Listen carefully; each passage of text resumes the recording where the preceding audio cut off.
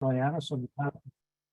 Anyway, thank you, Stephanie. I'm the medical coordinator for the Falmouth road race and many other races throughout the New England area. And really want to thank all of you for not only joining us tonight, but also taking part on what we're going to be covering and doing over the weekend. And normally, as we've done these seminars in the past, prior to COVID, they were in person at Falmouth High School. COVID kind of led us to virtual, and I think that we decided this year, because the turnout being so great, and also too that so many of you are coming from other parts of New England, this gives you the opportunity to take part and get an understanding of exactly what's going to be happening on Sunday. A couple of housekeeping situations. I've tried to mute all of you as quickly as I can as you come in, so please make sure that you stay on mute. As we go through the presentations, if you have a question, I'd ask that you put that question in the chat.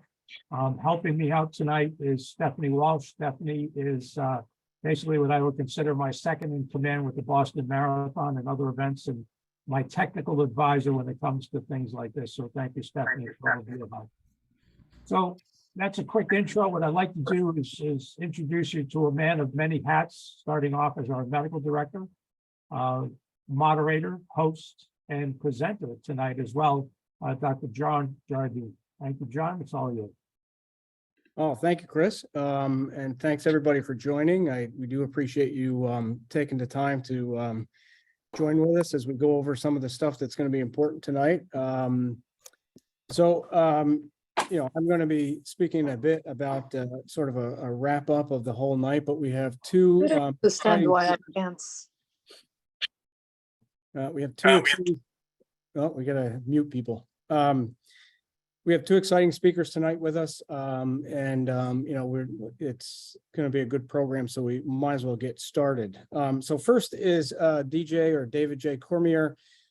He's the Associate Director of University Health Services and Sports Medicine at Boston College. And DJ is going to speak with us about the para-athlete. As you know, we have we have a wheelchair event, we have a duo event in the Falmouth Road Race, and this is something that's long overdue that we need to speak about. So DJ, the floor is yours. Excellent. John and Chris, thank you so much for this opportunity. Will I get it my screen shared here? Let's get going on that, and then let's get you into here. All right, so let's talk about the para-athlete. Let's focus on the illness and injury and kind of see what we know and what we've learned over the first few years. So just a little bit about myself. My background was physical therapy first, and then I went to medical school after that. And I'm currently a team physician for the Boston Bruins and Boston College. I run the para-athlete medical tent for Chris at the Boston Marathon. And then during the summers, I work for the International Paralympic Committee, and I oversee the World Championships, and I'll be the medical delegate for the Paris Paralympics coming up next year. So a lot of exciting things going on, but this is something that I think is important as we kind of give access to everybody. So I have no disclosures or anything, no financial conflicts of interest or bias. So let's look at my goals here. So I want to optimize athlete health and performance. So when we say athlete health, that's all athletes. So whether our weekend warriors to our para athletes, to our elite athletes, our professionals, everybody should be having the best health and performance that we can do. So what are the illness epidemiology current considerations? What are our injury epidemiology current considerations? And then kind of what are you thinking about while we're looking at race and sport triage as we go through our roadmap here? So again, why do I think this is important? Well, because 53 million adults in the United States alone have a disability, and they're at high risk for physical inactivity. And we all know the benefits of physical activity. It can be chronic disease prevention, increased muscle strength, increased cognitive functioning. So there's a lot of good public health by supporting these athletes and growing these programs amongst all the things that able-bodied participants have. So why is there problem? Well, there's a lot of barriers. Can we break through these barriers? We know the barriers are multifocal. They can be economic, how much money is allotted for different race assistances, for the athlete, for the organizers.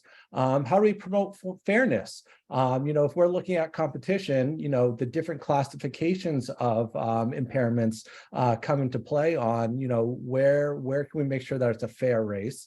How do we categorize the different athletes? What are some of the technical adaptations that we need to think about? What sort of assistance is needed? And then also the new technology, how does that apply when we're trying to have a fair race? All right, so what would influence somebody's participation in an event? So we know that for a lot of our para athletes that there's about 5 different things that influence their participation. So one of them is the physical environment, their nature, geography. Can they get to these locations?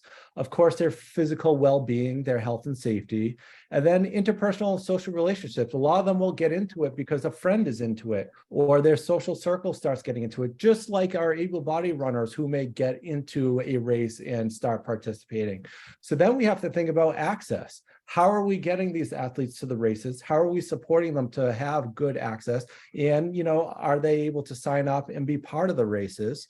And then also the intrapersonal and beliefs of the organizing committees, the other athletes on the race, and everybody involved can all come in to help really fulfill the participation for our para-athletic group.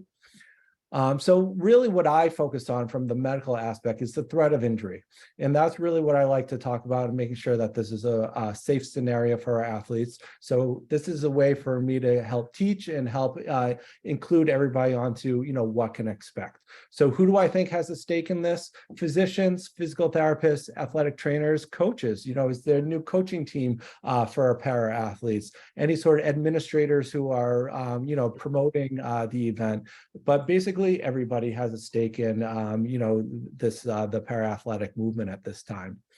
So as we start off, I want everybody to remember that athletes are athletes. So we're going to see the competition come out. We're going to see the collisions and the injuries that come out as they start competing.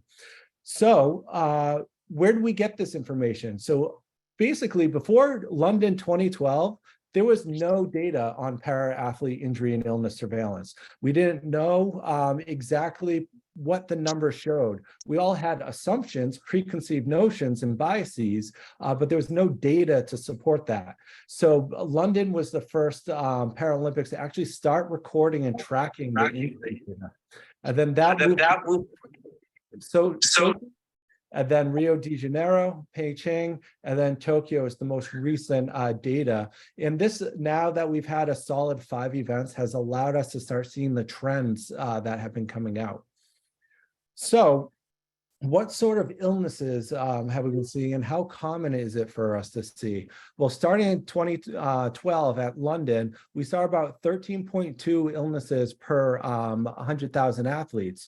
Rio, we saw that number go down. Tokyo, we saw that number go down to 4.2. And if you as everybody remembers, Tokyo was during COVID. So the trend of seeing illness goes down, I think offers a lot of questions and importance that the education that we've been starting to do at the Olympics, at the World Championships, at all the different Paralympic events, and as we're educating our cohort, more awareness, I think, is leading to also a lot of the injury and illness prevention. So what sort of illness are we looking at? The number one is dermatologic. So, the different types of skin infections, rashes, if you think about why that might be, some of our runners with limb impairments having their different prostheses as part of the running as they're traveling through. Respiratory is number 2. And even during COVID-19, where that respiratory, it was still number 2 during to dermatologic at Tokyo, which I thought was interesting. Now, what sort of different impairments and classifications, how does that affect our athletes?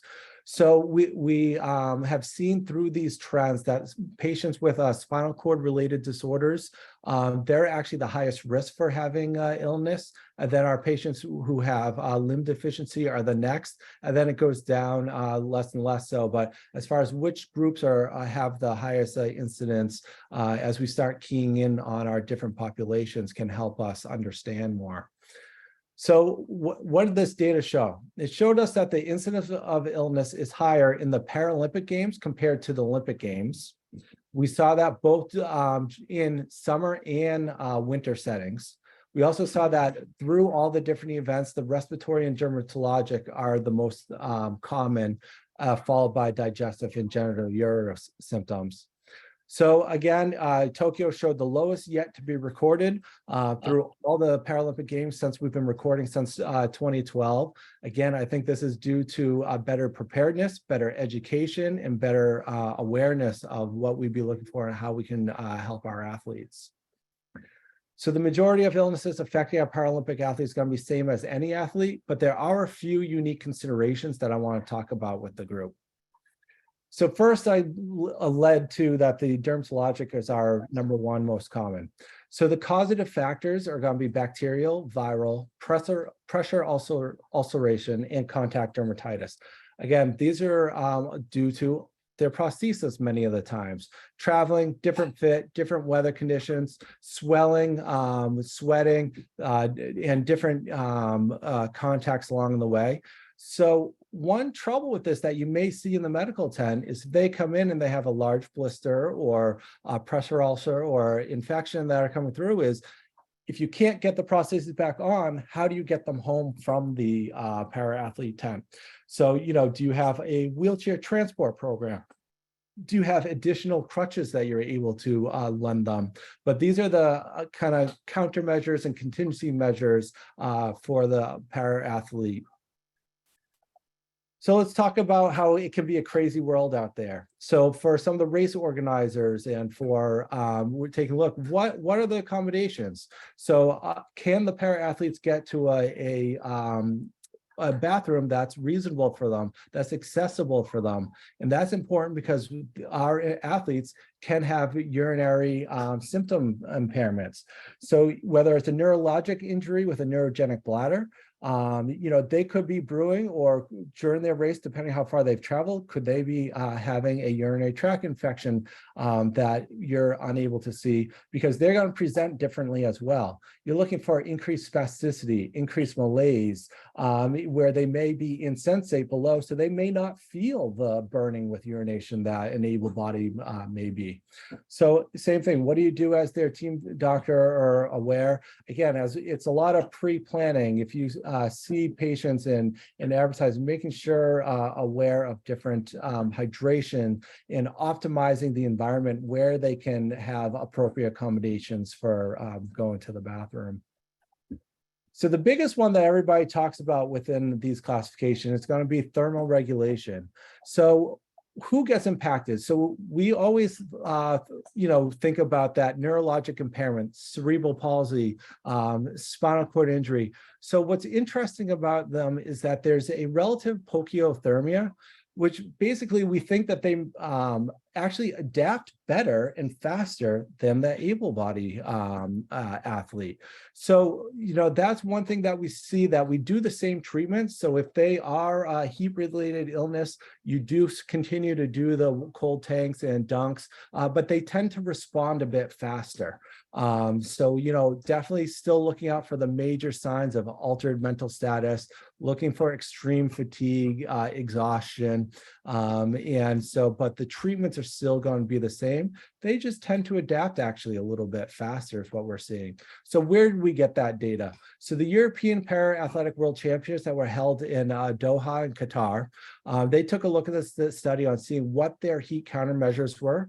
So in Doha, they increased the shade, having increased availability of ice and cold fluids, and having a dedicated official to the field events, making sure that the athletes were able to get to the fluid intake. Again, if they're strapped into a chair, not able to get because of barriers or stairs, having somebody be able to assist with fluids is a very important thing. But also that increased surveillance, increase the education regarding awareness for the team medical staff to determine the heat tolerance in the athletes. And other countermeasures were additional scheduled breaks to limit the sun exposure. So when we're looking at big races in time, these are all additional things to think about for the para athletes, where there may be more barriers for them to get around on how we can help them from the race side.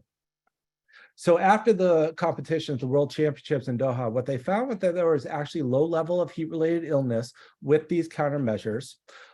They found that the higher spinal cord injury were most vulnerable.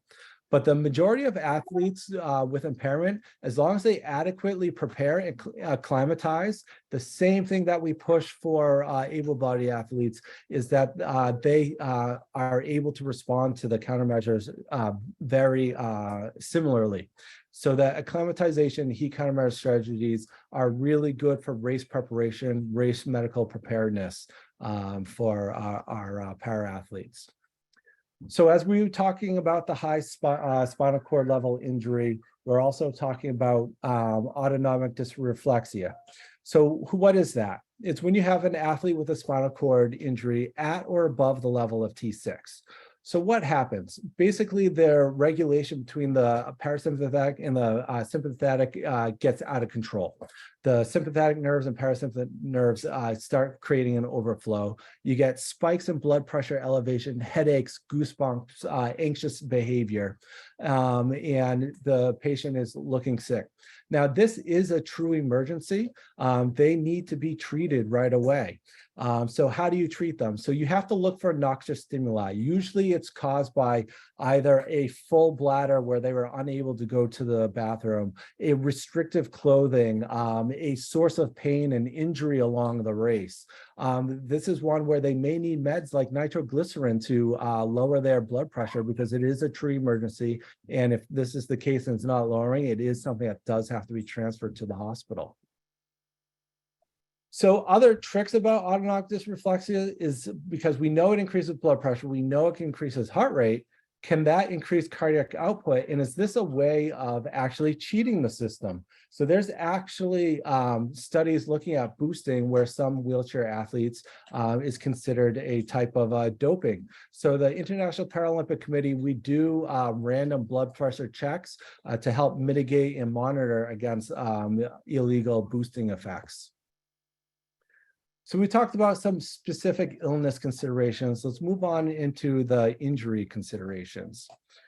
So in the most recent study, which is from Tokyo, it stays in line with all the prior Paralympic Games dating back to London, where the majority of injuries happened at the pre-competition level, and they happened acutely. So again, that kind of warming up in the pre-competition, if you're not monitoring the practice warm-up areas, that's where some of the wheelchair collisions can happen. Breaks of some of the prosthetics are what we were seeing in the pre-competition acute areas of when injury is going to happen. Again, as you can imagine, the most common area of injury is going to be the shoulder. And I'm going to get into why the shoulder for our para athletes is a very important consideration. Now, in the different classifications, as we knew with illness, spinal cord disorders was number one, but actually in injury, visual impairments, limb deficiency, and then spinal cord. Again, this also has to do with course layout, medical tent layout, safety, how well the markers laid out, guides. Again, a lot of the race planning is involved in this pre-competition injury situation. So other key findings was that the anatomic region is impairment specific. So the ambulant athlete, the thigh, knee, lower leg, lower extremity involvement, whereas our wheelchair seated athletes is going to be the shoulder, elbow, more upper extremity involvement. Again, to recap, the most common injuries are going to be acute, sudden in nature. It's going to be pre-competition level, and it's going to occur at the shoulder most likely. Now, again, just like we saw with the illness in Tokyo, that after each Paralympic Games, the incidence continues to lower and lower or lower. I like to think that this has to do with the education and movement that we're doing in both injury and illness. All right, so, and to recap on the respiratory illness, we were seeing this in both summer and winter games. That is a very important thing. So the injury patterns are both sport and disability specific, shoulder joint being the highlighted. And again, this is both in summer and winter settings as well. And wheelchair users who are using their upper body perform their sport activities, but they're also using the shoulder for their activities of daily living. So there's really no rest for these injuries and these chronic conditions. What are some of the special topics within these injuries now that we know what the most common is? One of the Paralympic gold medalists in the marathon that I'm very close to talked about, yeah, my shoulder has been hurting for a long time, but I don't know what it is. They don't really seek help because they can't take a break. Doing a rotator cuff repair, when that's their means of getting around, that's their means of transporting, tends to be put down on the list of priority for them because these are their activities of daily living to get by. So this overuse chronicity in the injury coming through. So as you know, a lot of the shoulder common etiology is going to be that rotator cuff impingement, rotator cuff tears, glenohumeral tears, labral tears, biceps tendonitis, and a lot of scapulothoracic dyskinesis with other neurologic improvements. And most of these syndromes are going to be overused in nature because relative rest is very, very difficult. All right. So, well, what about bone health? So we know that we take a look at a lot of female athletes and a lot of the relative energy deficiency syndrome. A lot of our neurologic impairment patients will have similar changes because of non-use. If you're in a wheelchair, not having that use of the lower extremity bones, so that low energy availability starts changing. If you have a neurologic impairment like cerebral palsy or any sort of dyskinesis, you're actually using more energy. So this is further study that we're really taking a look at how these relative energy deficiency syndromes also play in with the para athlete who have other comorbidities affecting it. So many of these types of impairments are going to impact their bone health. So why is this a concern? Well, because if you're doing medical care for a race and that wheelchair athlete is coming down and there's an accident, you need to have a low threshold for imaging even after a minimal trauma, because a low energy may cause this micronutrient deficiency and having a high risk of fracture. And if the patient's insensate in the lower extremities, they're not going to feel it. So then that's when you're looking for the autonomic dysreflexia. That's when you're looking for other signs of where's the pain coming from, because your patient may not be able to tell you. And as I was mentioning, those energy needs are going to vary by impairment. So a patient with a spinal cord injury is going to have lower caloric needs, or a short stature patient compared to a high caloric need where an amputee is using more energy, CP with the athetosis or dyskinesis. And there's really minimal studies in these populations, and that's something that is on the horizon. So we need to talk about chair extrication if that crash happens. So the spine precautions need to always take place, but they're tightly secured in their racing chair. Does everybody know how to get them out of the racing chair? So all straps and securements must be released or cut. So these athletes will also have a higher risk of fracture because they may be insensate. So these are the first signs of that autonomic dysreflexia where you need to be on the lookout for that. So I said, you're going to follow your standard spine precautions, but really what I want to educate everybody on is how to extricate an athlete out of the chair. It's not an up or an out. It's a diagonal up and out where they can slide out. Don't forget, they're secured in there. So making sure that you release all the straps while the head is being immobilized because they may be in different positions depending what you're responding to in a medical situation.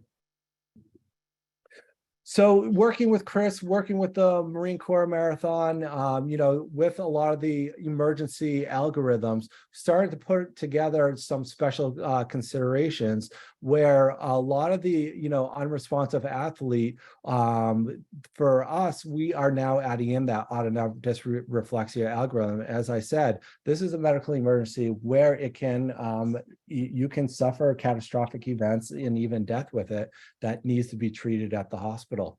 Looking at our patients with going through on how to do it. So really the chair extraction, loosening the tight clothing, being able to reassess their heart rate and blood pressure are extremely critical in treating these patients. Looking through the different algorithms as well with our patients with prosthesis. How's the fit? Did the prosthesis break? Any skin changes? Is there infection or blister underneath that's causing some of this injury or illness towards the finish line? So what are some of the final challenges that we're working on?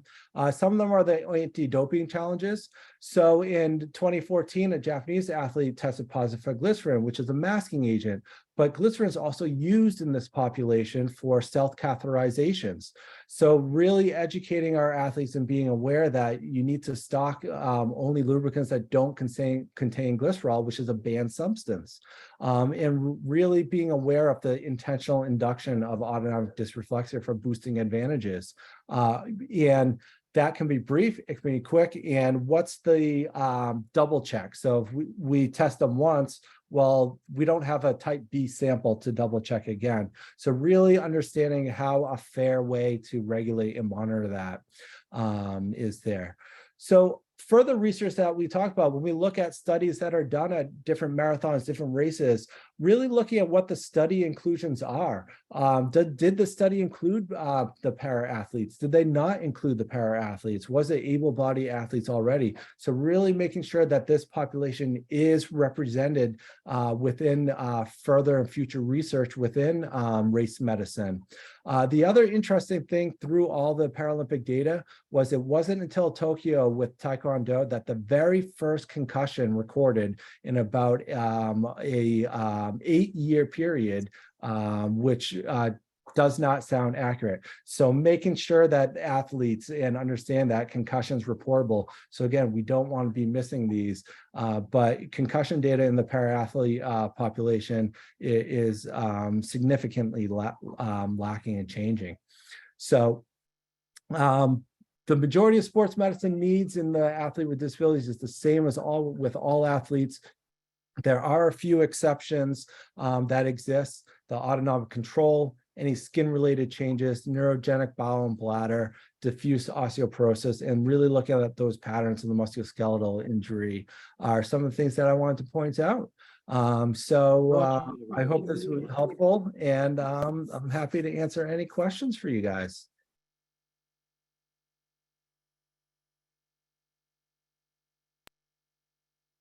DJ, thanks so much. Yeah, there's some questions in the chat. I don't know if you can see them, but there was a question: how do athletes intentionally induce the autonomic dysreflexia?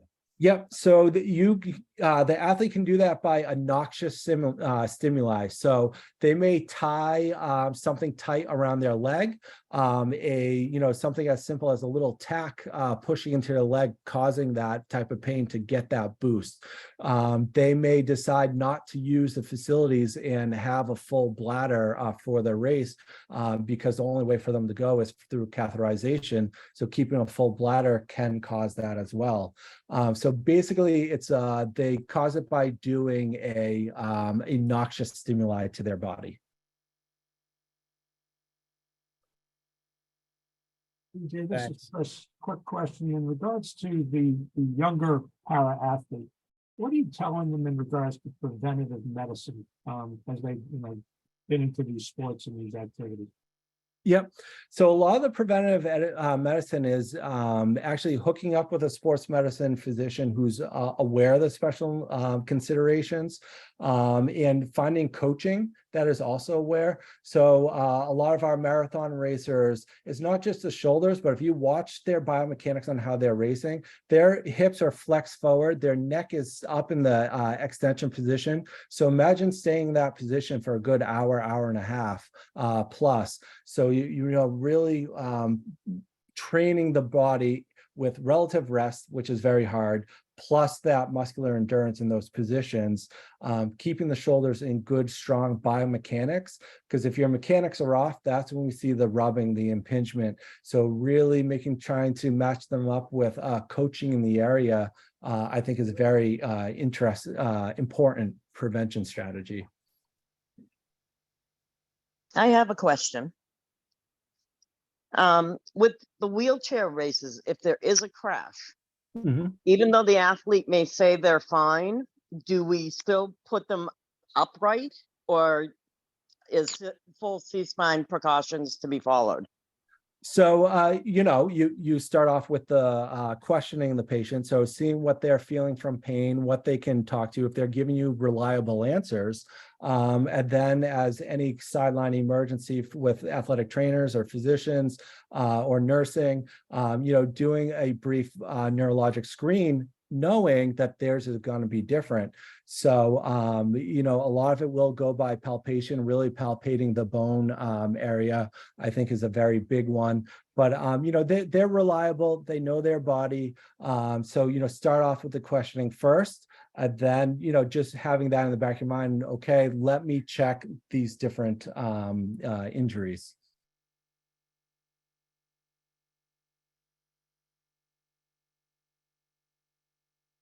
Yeah, DJ, this is great stuff. In a race like ours, where we know who the participants are going to be, how much should we know beforehand? Like, how much medical information should we try to get beforehand, or is that helpful, I guess? Yeah. So you know, I don't think that there's a specific category as much as, you know, educating the athletes, saying, you know, what services are available, bathroom locations, being aware of their, you know, access and location for them if they need to get care, I think are some of the biggest things. You know, where I've seen some medical stations have been up on stairs or up a couple ramps, and it's hard for the athletes to get there. So I think just a lot of the pre-planning is the most important rather than their specific medical information. Another question came in, any changes in blood sugar glucose levels in AD? No, there isn't. Completely kind of different system. Okay.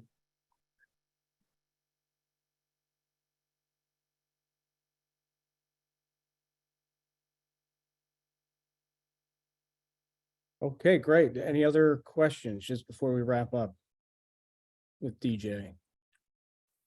DJ, again, thank you very much. That was, it's stuff that we really, I guess I can say personally, probably take for granted. I mean, we don't think about these, you know, special athletes in this way, and it's something to really pay attention to. So thank you for that.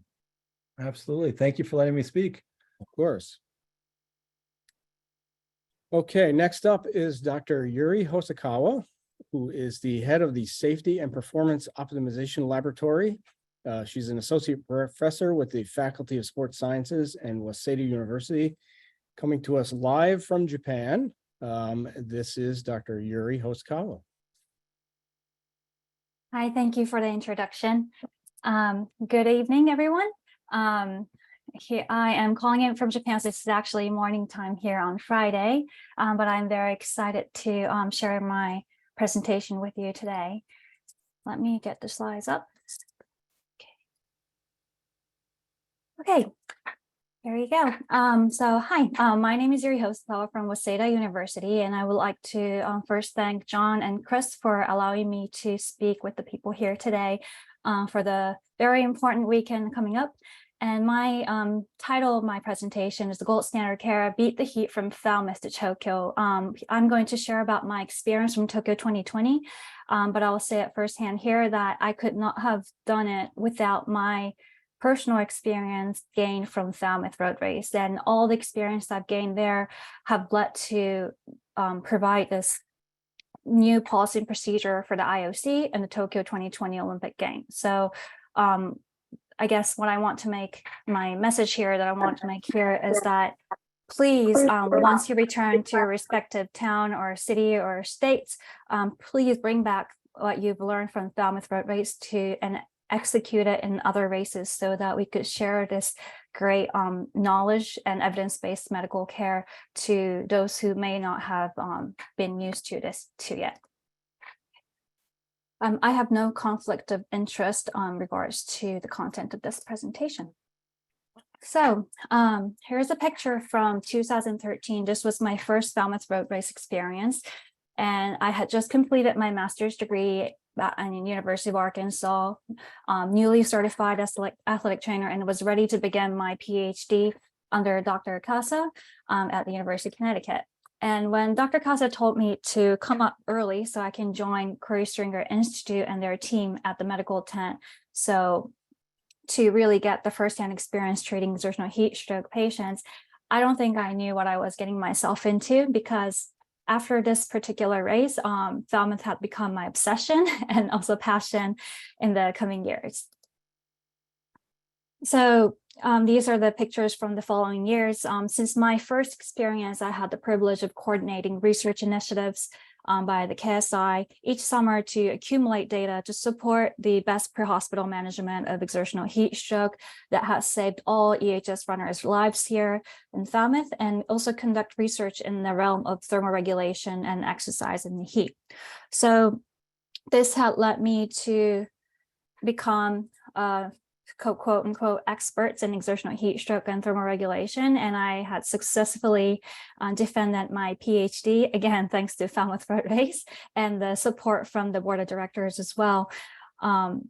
So after all these years of experience and then completing my doctoral degree, when I was ready to go back home in Japan in 2018, my mission and passion as a researcher was to bring the Falmouth way to Japan and elevate the standard of care for exertional heat stroke, because as I will explain further in the next few slides, although heat illness is common in Japan, the cool first, transport second, and the pre-hospital management concept was not readily available.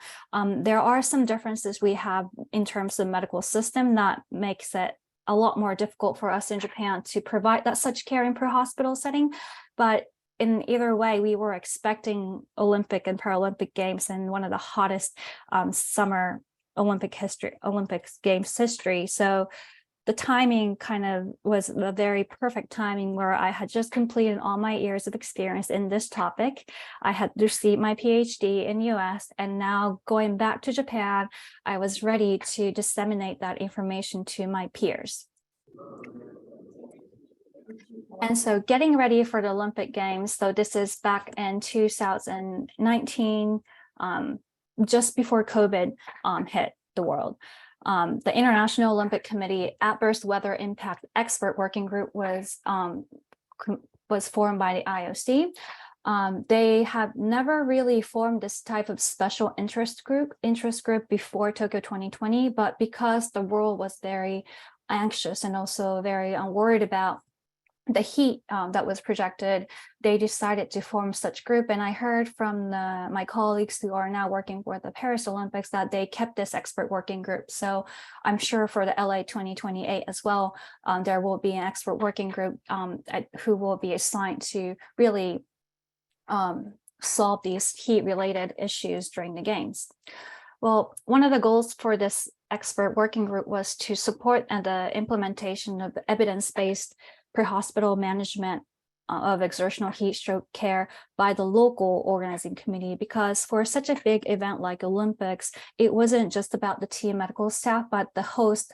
For example, for this Tokyo 2020, the Japanese medical providers also needed to know what the world and global standard was, and they were usually the ones who would be on site to take care of the collapsed athletes, even before the team medical professional. And this rule was especially even more strict in our Tokyo 2020 games that happened in 21 because of COVID. The COVID restriction made a lot of the medical execution even harder. So it was our utmost interest to make sure that everybody knew how to handle heat stroke patients if it were to happen.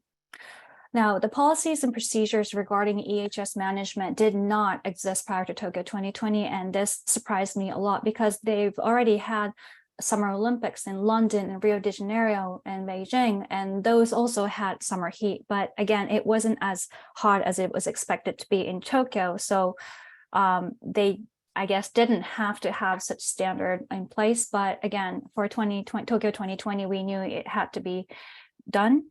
And heat risk mitigation plans varied greatly by international federations. So while the World Athletics might have a very nice standard ready to go for their marathon and race walk events, maybe the Beach Volleyball Federation maybe didn't have as extensive as they did, or maybe the Triathlon Federation, they had a very different aspect of regulation that the numbers they used were very different from World Athletics. So we had to really, as organizing committee, we had to know what each federation stood, where each federation stood, what the regulations were in terms of games rules, and how do we intervene depending on those differences. Now, I want to quickly go over the situation, what the situation was like in Japan.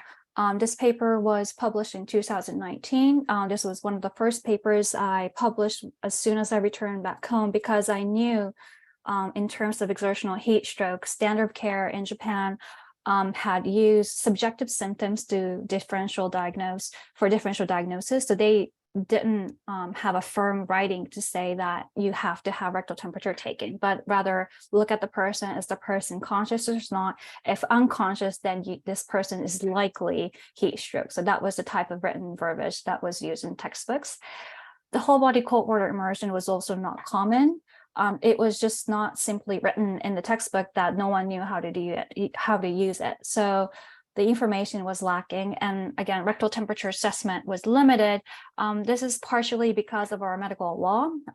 As it stands, only doctors or nurses can conduct rectal temperature assessment, but athletic trainers like myself cannot, and physical therapists cannot, EMTs cannot.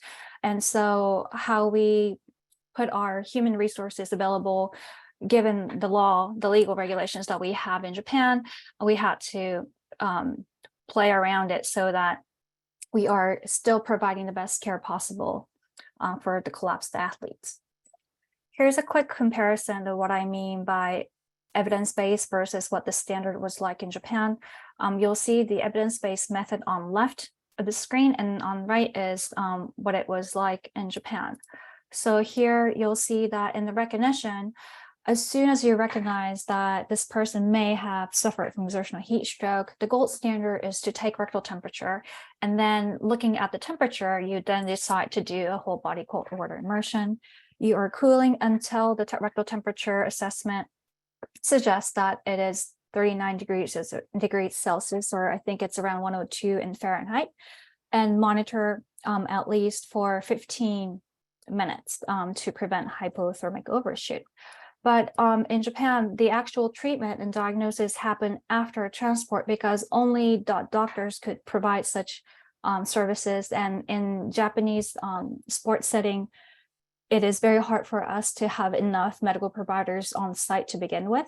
So the general recommendation was to conduct loss of consciousness assessment, apply ice packs on major arteries, which we know that if the person is indeed having heat stroke, this is not enough to cool the person from the core. They do suggest to provide hydration if they could rehydrate orally on their own, but we all know that these if these procedures were really taken on the real heat stroke patient, then the chances of us losing the person or the person having a very severe outcome is, well known. So as part of the member of the expert working group and the heat advisor for the local organizing committee for Japan, what we first did was to identify key events that may be prone to having exertional heat stroke. And we've identified 17 sports for the Olympics only, and which spanned 11 different venues. So my role was to make sure that all 11 venues that may host these different events, if a heat stroke collapse were to happen, they knew exactly what to do, not by the standard of care that we were using in Japan for a long time, but by the standard of care that's evidence-based, which is indeed the Falmouth way.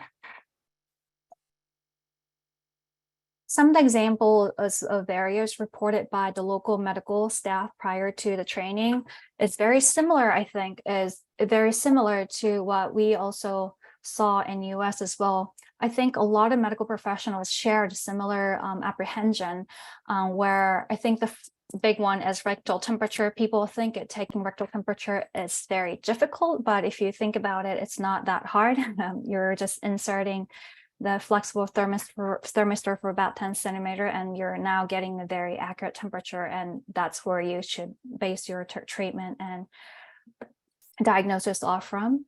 Other barriers and misconception we heard was risk of infection or other complications. But again, thanks to the data from Falmouth Road Base, we never had such cases before. And as long as we're taking the right precaution in water hygiene as much as possible, it's very unlikely that we'll experience such infection and all in these settings as well. And here we are experiencing life-threatening emergencies. So if we have means to cool, then we're cooling the person. And so again, thanks for the data from Falmouth, I was able to confidently preach and teach our peers in Japan that it is okay, and we're going to practice and rehearse as many times as they need to feel comfortable so that we could provide the care in this huge international event.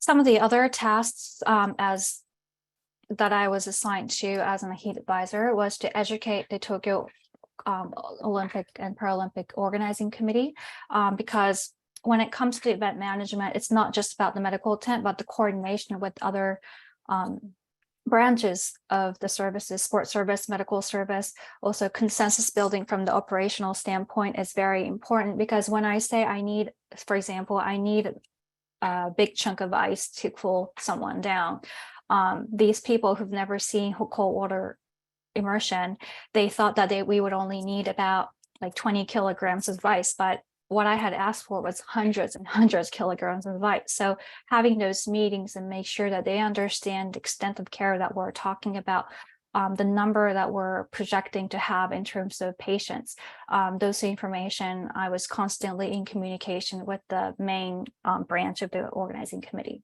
Site visit, the setup was very different by each venue. As I mentioned in the slides previously, the venue setup, we had 11 different venues, and most of them were temporarily built, meaning that it wasn't a fixed building or it wasn't a fixed location, but it was just there only for the duration of the Olympic Games. So trying to figure out the water resources and drainage and all these electricity, those information, I had to be there to really see and make sure that it was already built. Development of policy and procedure. I'll talk more about this here later, but what we end up doing was creating a pre-hospital management algorithm so that everybody who's there at the medical tent on the day of the event, all volunteers knew exactly what to do, and it didn't have to check who's being trained because everybody's been trained under the same procedure. Other means of communication that was very important was meeting with the venue medical officer and athlete medical service personnel, BMO and MSB. They are the local medical providers who will be meeting with the athletes on day-to-day basis and who will be at the site on venue closer than the team medical professionals. So they were the point of care person, and they were the ones to decide if the person was either having a medical emergency or a non-life-threatening medical emergency. So meeting with them and making sure that they understood the signs and symptoms and what to do in the initial first steps of pre-hospital management was important.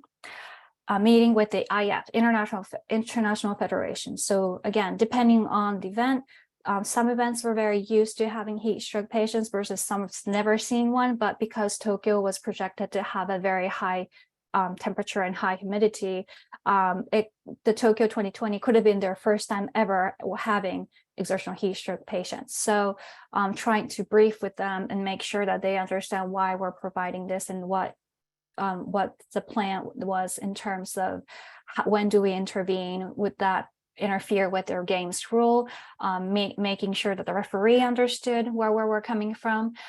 Those were also conducted, meetings were conducted many times, probably more than 5 or 6 times per IF leading up to the event, and education and training with the medical volunteers. You'll be surprised that similar to Falmouth Olympics, venue medical providers, they're all volunteers. So every day, it's people change. And they're meeting each other for the first time. You might have people who are coming from sporting background. You may have people who are only, working clinically in the hospital setting for usual days. So I had to make sure that everybody was on the same page. And so we created online self-learning modules so they could self-learn beforehand. We did have many test events scheduled, but unfortunately, this opportunity was lost due to COVID. So what had happened was for some of the events, we did the rehearsal until like 30 minutes before the actual game or the race happened. And that's how much we took rehearsals seriously. We never wanted our volunteers to touch the collapsed athlete without having these rehearsals. So these rehearsals are done routinely until the day of the event. This slide here is the title of the paper. It's an open access paper published in British Journal of Sports Medicine in 2021. This summarizes the key principles and procedures for pre-hospital management of exertional heat stroke. And this paper essentially served as the policy and procedure for the Olympic Games. And the Paris Olympic Games in the next summer will also use the algorithm presented in this paper. The preparation in the paper, I wrote that the preparation starts from identifying appropriate location for heat deck, which is a designated area optimized for EHS diagnosis and treatment. And you'll see that the layout of the athlete medical station for the Olympic marathon and race walk at Sapporo Odori Park that we used. This was the most busy heat deck during the games. And at this venue, we use a prefabricated medical facility for the athlete medical station, where you'll see on this slide, the left 2/3 of the space close to the entrance was used for the purpose of regular medical service. So if they had some blisters, they were treated here. If they were just feeling a little bit out of it and just needed to take some water, they were in this regular treatment area. But if you'll see on the right side, so right 1/3 of the space, the closer to the exit, and also there was an ambulance entrance here. This area was designated as heat deck, where we treated exertional heat stroke patients. And unless the person was suspected of heat stroke, no one were to enter this area. This area was kept open for the emergency use only. We strategically planned that we have faucet and drainage and electricity to run ice freezer to store a couple of hundreds of kilograms of ice within this medical area. And here you'll see we've dedicated 5 ice baths for this venue. The total number of ice baths for this particular event was calculated from previous experience from the World Athletics. And I also used my experience from Falmouth as well to really count, how many maximum number of athletes could come at a given point. And we calculated that as maybe 3 to 4 at the same time. So adding 1 or 2 extras, we had 5 ice baths. We had 2 sizes for the ice bath. One we prepared, that will be prepared was this blue one here. This size is 1.3 meters by 60 centimeters. So it's not that large, but this was really a good size when we were working with lean runners. But we also prepared these big ones. This one is 1 meter by 2 meters, so easily fit like football players or basketball players. We intentionally had these really large one as well because we, may need it to accommodate very tall runners, which is not uncommon when it comes to elite international events. When athletes were suspected of having EHS at the field of play, they were immediately transported to the rectal temperature assessment area, which is marked number 3 here. And you'll see that this area is separated by screens, portable screens, as indicated by the red dots, red lines here. And in this area, we have all the gadgets we needed to provide the assessment vital signs, including rectal thermometer, blood sodium, and blood sugar monitors, and stethoscope, and all the other essentials that we need here. The last photo here is a close-up of the rectal thermometer we used at the event. I think a lot of the athletic trainers in the US are familiar with this DataTherm unit. In Japan, unfortunately, no manufacturer had these type of flexible and portable probe type of rectal thermometer assessment toolkit. So we actually shipped them from, I think it's made in Germany. We had them calibrated and shipped to Japan for the purpose of Tokyo 2020. Summarized here are the procedures to recognize, treat, and manage collapsed athletes with suspected exertional heat stroke patients in algorithm format. Again, this is already published on BJSM free access. So if you're interested in looking at this figure, please do so by downloading it. But here, and during the Olympics, we used this threshold for 40.5 degrees Celsius to determine whether the person is having heat stroke or not.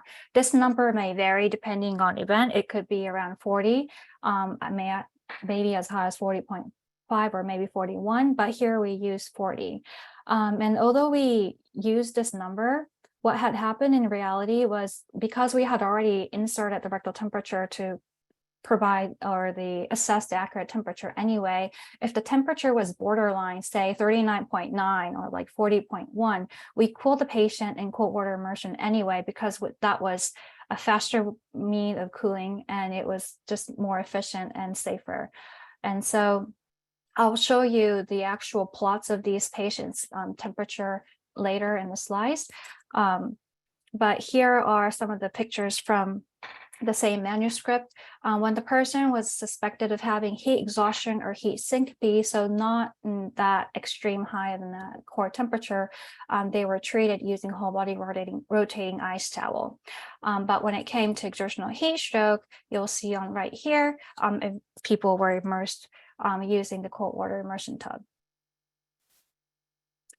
This is the second half of the algorithm, which summarizes the decision tree for varying levels of exercise-induced hyponatremia and hypoglycemia. I don't think these numbers are unique. These are, I think, pretty much the common threshold we use across any races. I think it's the numbers endorsed by World Athletics as well. Both algorithms, the first one and the second one here, were shared and reviewed by the medical volunteers and were also posted at the heat deck area. So again, we wanted to make sure that everybody was on the same page and all athletes were provided the best care possible. And these are I think these two graphs are the most exciting and important ones of this presentation. These graphs were the plots of rectal temperature data of 2 runners who were diagnosed with EHS on the left during the marathon or race walk, and 3 runners diagnosed with severe heat exhaustion on right. So these 3 individuals are the one that did not meet the 40.5 criteria, but their temperature was high enough that we decided to do cold water immersion. Markers in red in both figures. So you'll see red here, reds here.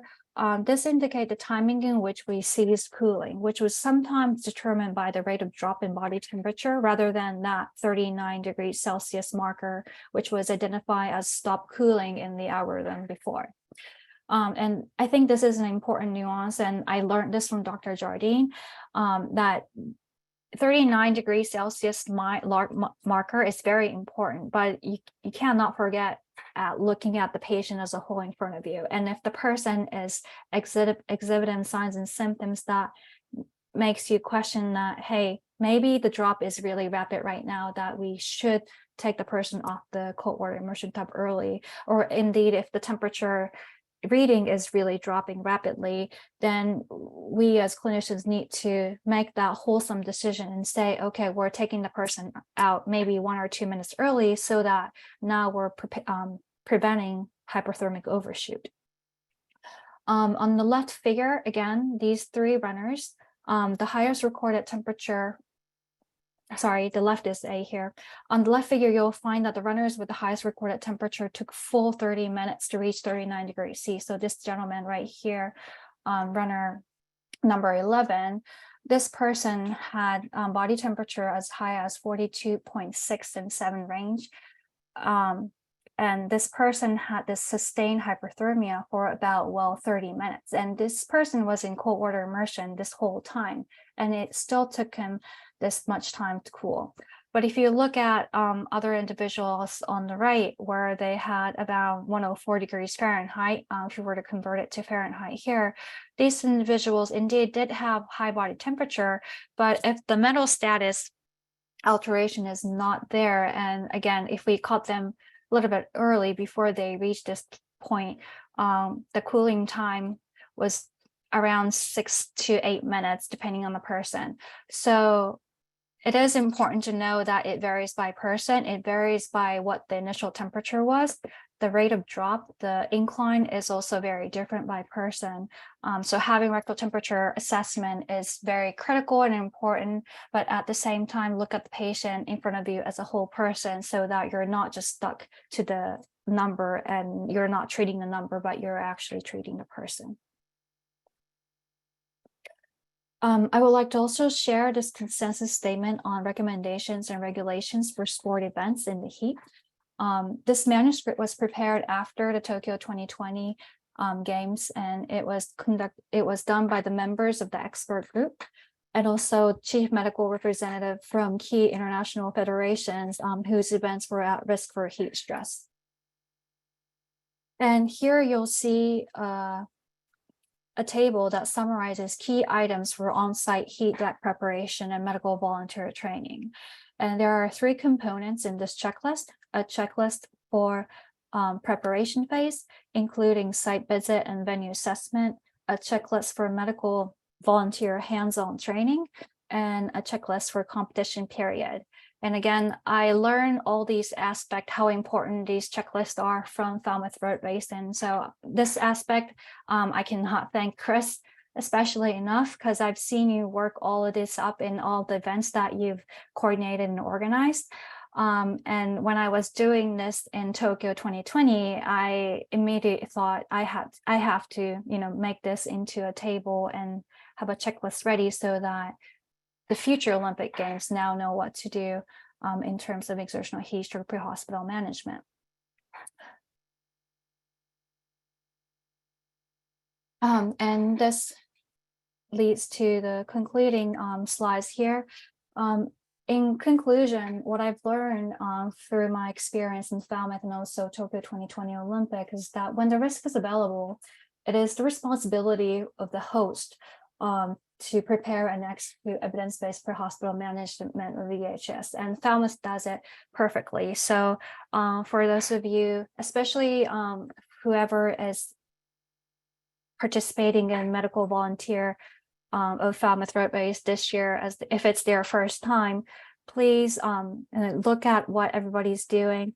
Know what information is being shared at what timing, how serious they take this responsibility, what are the equipment available, what are the timeline, all these little informations, when they are, how John and Chris does it so seamlessly that they make it look so easy, but it's not something that's done overnight. It takes a lot of planning and a lot of errors and a lot of trial and errors, but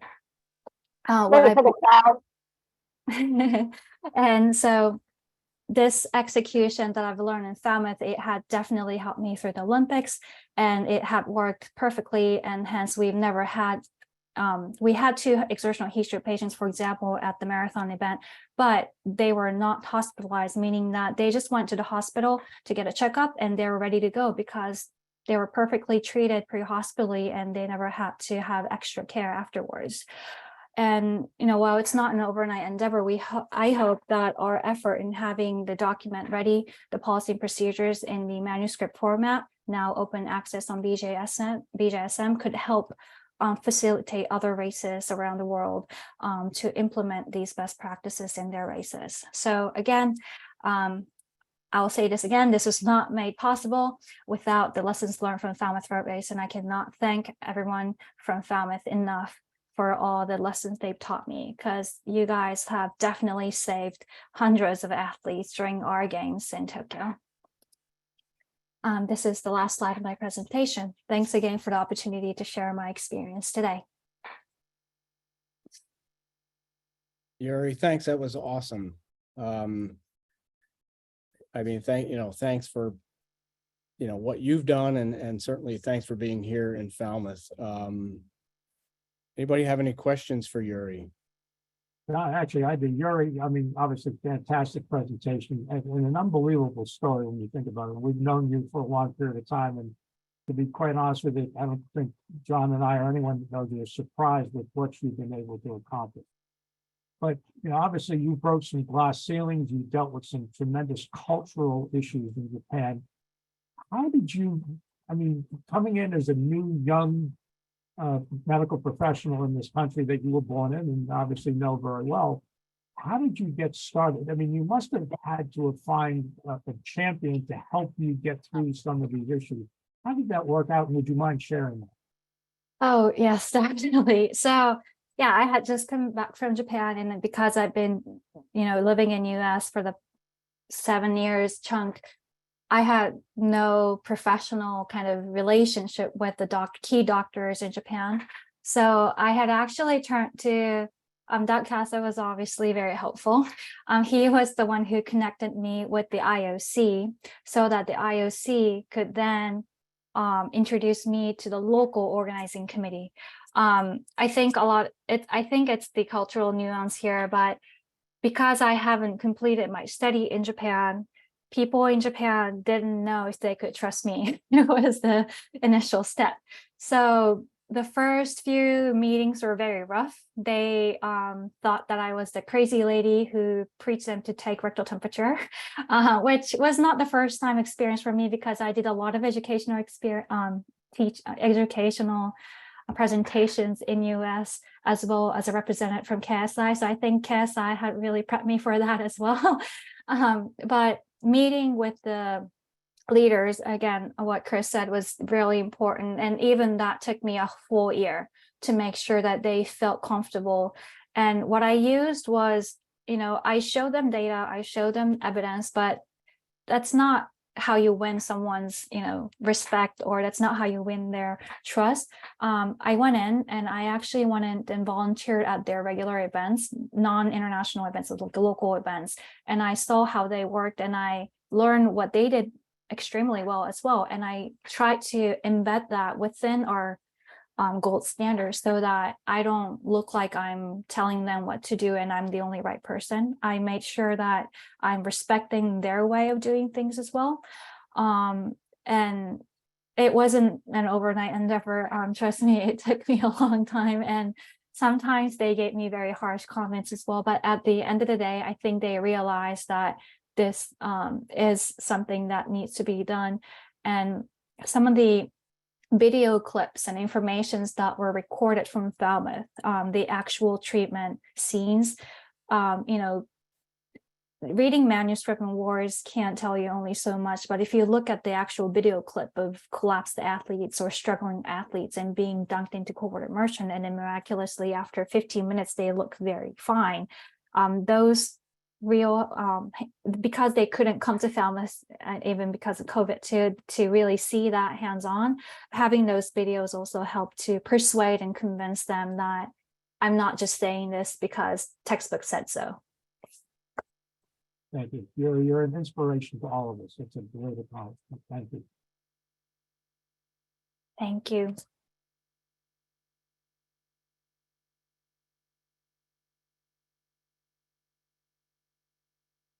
Yuri, there's a question in the chat that says, any refinements from Tokyo you could bring back to Falmouth? Ooh, Anything you can teach us? wow. So Falmouth has a really strong team, so there's really not much I can say to add. But if I were to make one comment, I think the para-athlete aspect, I didn't touch on the Paralympic athlete here, but that was one of the, I mean, David provided a great overview on this already, but the autonomic dysreflexia, that was something that I've only seen on textbook, and I was really scared that if I were to take, for example, rectal temperature for these athletes when we suspected heat stroke, is it safe to do that? You know, what's more life-threatening, to take more accurate temperature versus having that reflex attack? And what we did for the Tokyo Paralympic game was we actually created a separate policy and procedure document for Paralympic games. And what we ended up concluded was that we did the same, we provide the same care that we would do to normal athletes, to Paralympic athletes. So we would take rectal temperature, but if they were to have such autonomic dysreflexia event, then we made sure that we had staff who knew how to treat that as well. So having human resources who are familiar with the para athletes ready on site was important for some of the events. And luckily we didn't have any of those events because Paralympic happened in later summer, and during that time it wasn't as hot as Olympic Games. But having those procedures ready and making sure again that we had trained personnel on site made me feel very comfortable. Even myself, who've treated multiple exertional heat stroke parents, I've never had firsthand experience, for example, wheelchair athlete exertional heat stroke. So like practicing the transfer method of particular disabled athletes, you know, what equipment they may have, those aspects were very that came in handy to make me feel more confident on the day of the race. We also had the team medical staff share the medical records of these athletes beforehand if they felt comfortable and if they felt the need to do so, especially if that particular disability had to do with thermoregulation, because in Olympics, their classification for competition does not necessarily tell you what type of disability they may have or what type of thermoregulatory dysfunction they may have. You know, you can't tell by the classification of their competition.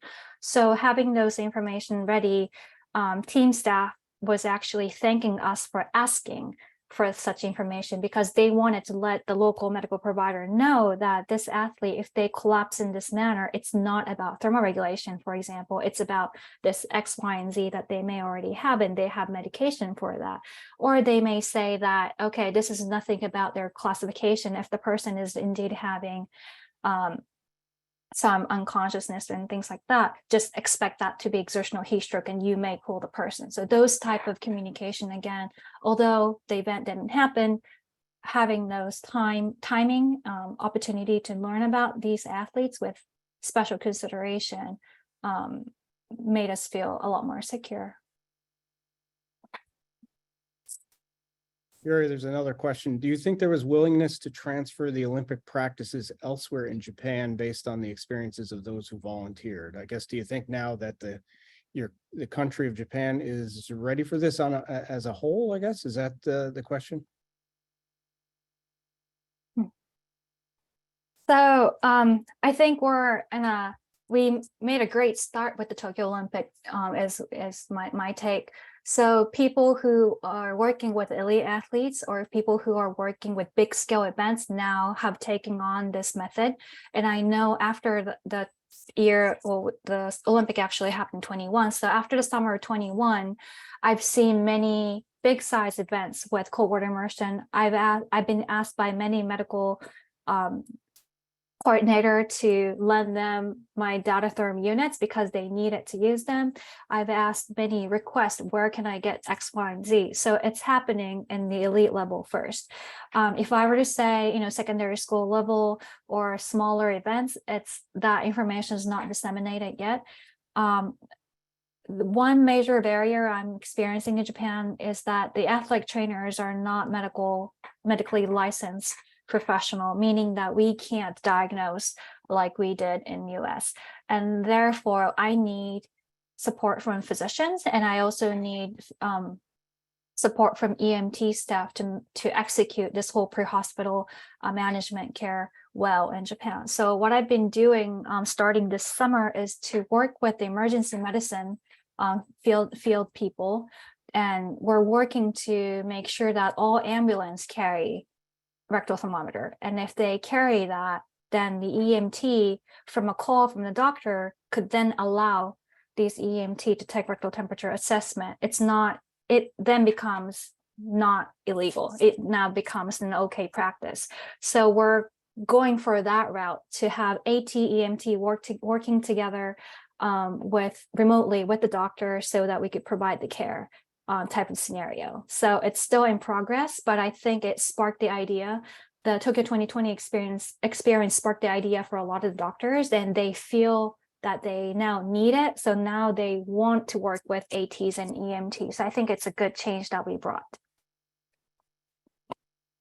Yeah, I can say, we're working as well with EMS on this, and it's, one of the challenges is having them carry a rectal thermometer or using a rectal thermometer. So yeah, I think we have similar challenges here as well. There's a question that says, was it difficult to have them use the wet ball method? I'm not sure what we need there. You talking about WBGT? Wet bulb globe?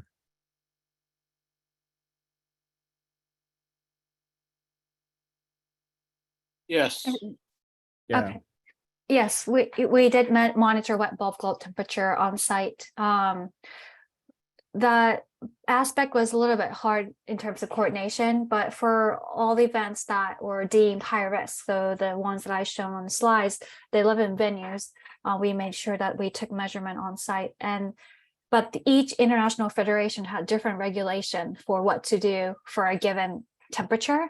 So it wasn't an Olympic standard per se. So say if it was like a 92 degrees Fahrenheit wet bulb globe temperature, what would that mean for triathlon to athletics to soccer to baseball? They all meant different. So it's something that we as a group, said we should probably continue our discussion on how to handle this heat stress, because it is different by each sport. And I think it should be different by sport. But if it's too different, then the message they could give to viewers and participants could also be very confusing. So we intentionally didn't make it too we didn't really announce it too broadly, so to say, but on the day of the race, we gave feedback to the athletes, of course.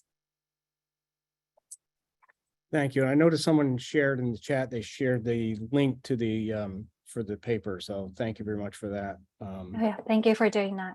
Yeah. And Yuri, again, we thank you very much. We certainly respect you here and we miss you here. And we're so proud of what you've done. Of course, here and for Japan, with your studies. So thank you. Let me see if I can share my screen now. We'll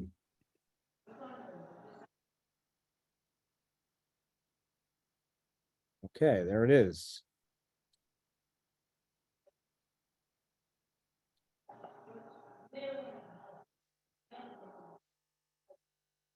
Okay, so last but not least, I'm going to just do an overview of the Falmouth Road Race. So welcome volunteers, welcome everybody to Falmouth for the 51st running of the Falmouth Road Race.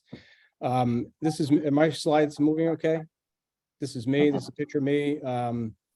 I became the co-medical director of this race back in 2002. I became the sole medical director in 2018 when my partner, Dr. Davis, retired.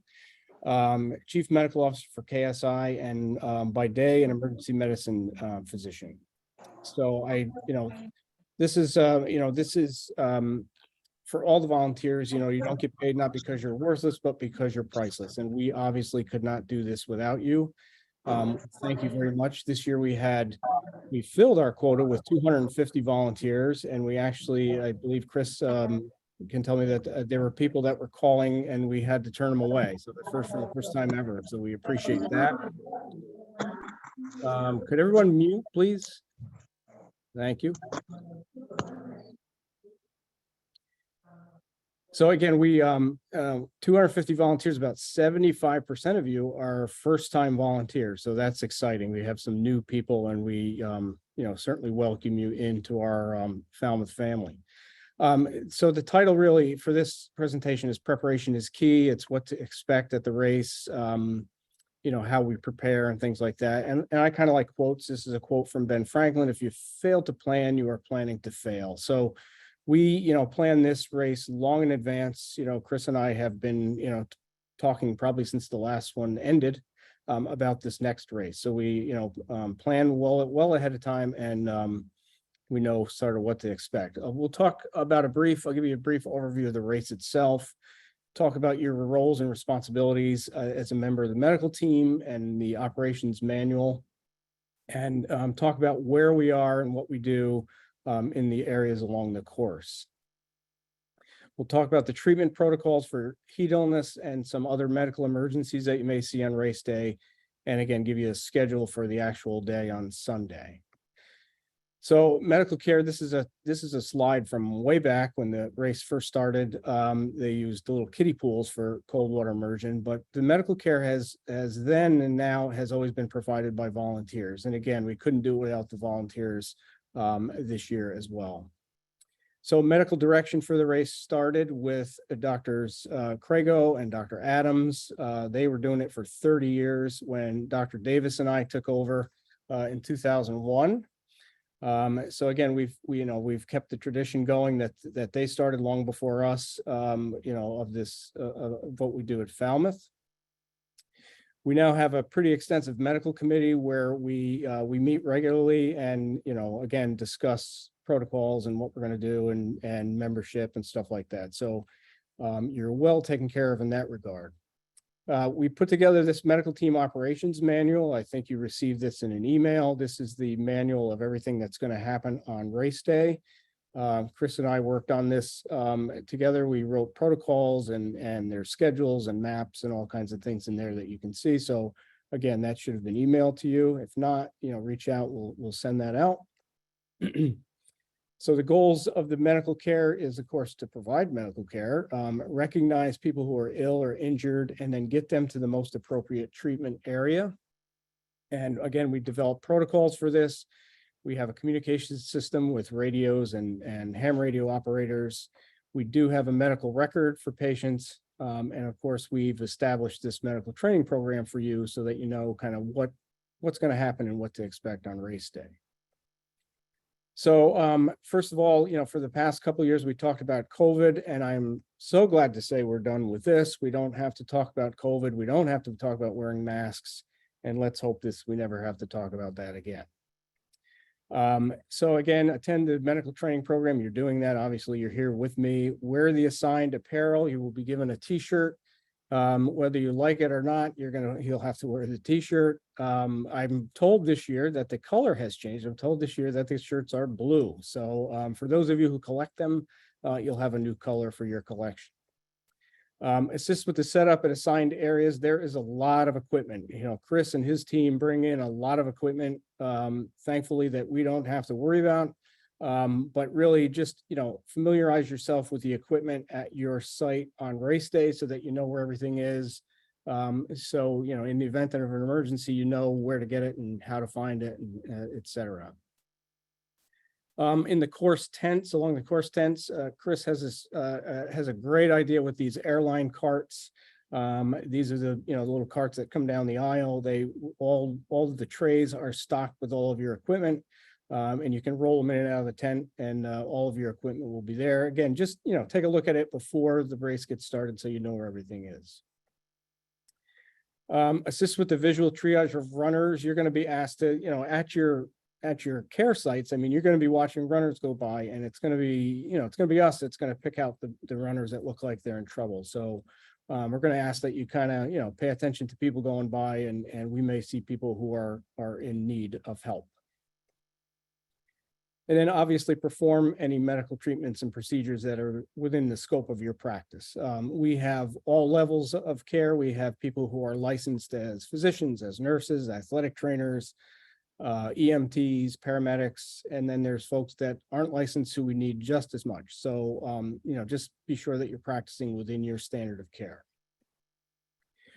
Complete all medical records. We do have a medical record that we've designed because it does become a sort of permanent record for these patients who we're treating. And if they do end up going to the hospital, this record follows them to the hospital.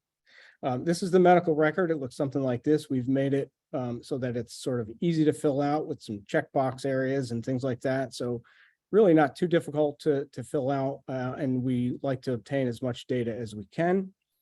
I just want to point out that there is a study going on this year where we're looking specifically at the patient's level of consciousness or altered mental status. So we're looking particularly at the Glasgow Coma Scale, which is GCS there, and you can see that it's broken out into the eyes, verbal and motor functions. If you don't know what I'm talking about, don't be too concerned. The people who will be doing this, the scribes who will be doing this, will be specially trained to do this. But certainly people who are medically trained probably know what this is. But just to point out, there is going to be a little bit of a different record this year with the that breakout. We do have a discharge form as well. If patients were treated for exertional heat stroke, they're discharged with sort of things to watch out for when they go home, when to seek treatment, how to seek treatment, things like that. So there are formal discharge instructions. When the patient leaves the tent, they will go home with either a family member or a friend and a sheet of instructions. We also have a form if patients refuse care, and certainly if they're in the right state of mind, they're not exhibiting exertional heat stroke and they don't want to be cared for, we can certainly have them refuse care as well. So the other things we want you to do is certainly maintain communication with the medical team. You will probably be identified by your email. You have probably met your team captain. You can obviously let them know when you arrive or when you have to leave. If you have to leave early or something like that, that's fine. Just let your team captain know. And certainly let myself or Chris know if anybody is receiving care by anyone other than the medical staff. Occasionally this happens on the sidelines and stuff, and obviously we want to intervene and be part of their care. And then please stick around to assist in cleanup and repacking after the race. We do make a heck of a mess sometimes with wet towels and things like that. And these things all have to get back to the hospital and be washed and put back on the shelf. And Chris has to pack his truck up with all his equipment. So please, if you can, stick around for the cleanup and repacking. So where are we? This is the 7-mile race course from Woods Hole to the Falmouth Heights. And you can see the red stars are where we are along the course. We have 5 medical course tents, the first being at the start and then on through the course. This is the start line of the Falmouth Road Races at the Captain Kidd Bar. Some of you may know this is a 7-mile race that started back in 1973, 50 years ago. Actually, 2 days ago was 50 years ago was the first Falmouth Road Race.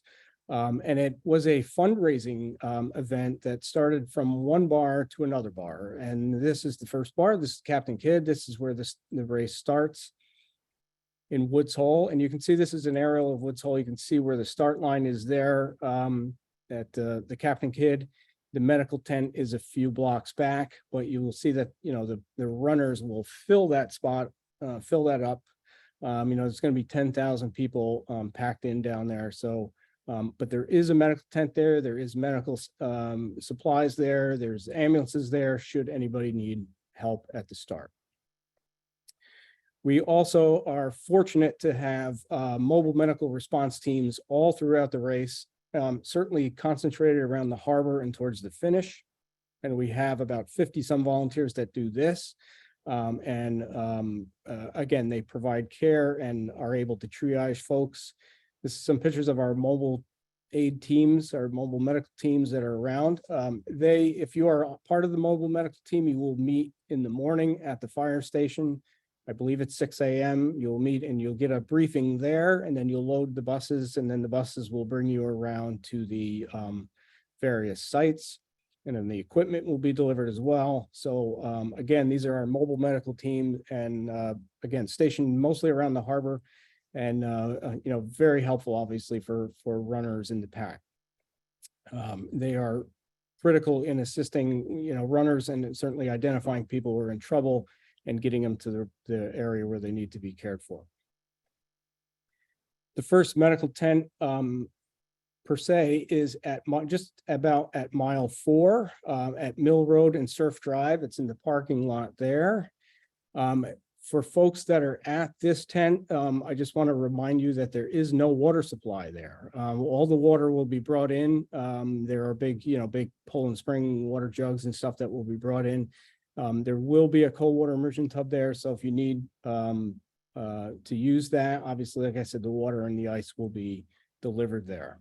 The one thing you do have this year, this is the official map from the road race. You will have a cheering squad there with you in the parking lot. So Chris, if you're on, I do want to see some pictures of you with pom-poms, if we can.